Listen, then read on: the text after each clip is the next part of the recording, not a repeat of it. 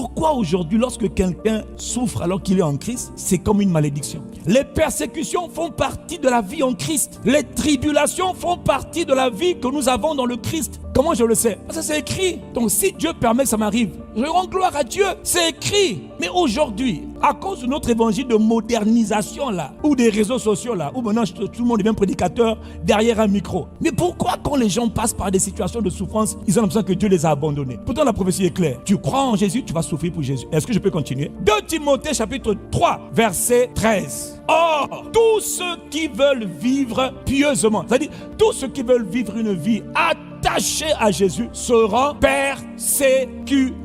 Il n'a pas dit seront aimés, il a dit seront persécutés. Comme tu ne sais pas ce que ça veut dire persécuter, je suis donc allé chercher pour toi ce que ça veut dire persécution. Une persécution, c'est un type d'oppression. Dis avec moi oppression.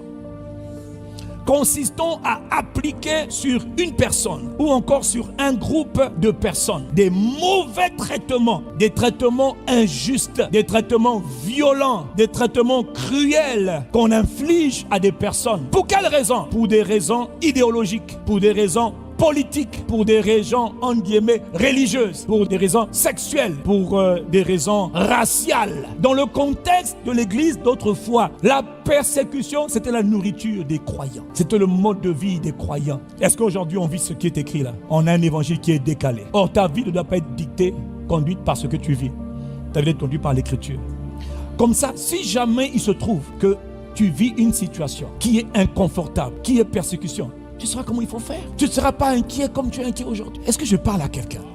C'est-à-dire, on a produit une génération de chrétiens faiblards, des faibles à tous égards, des peureux à tous égards, des incapables au lieu d'être des dieux.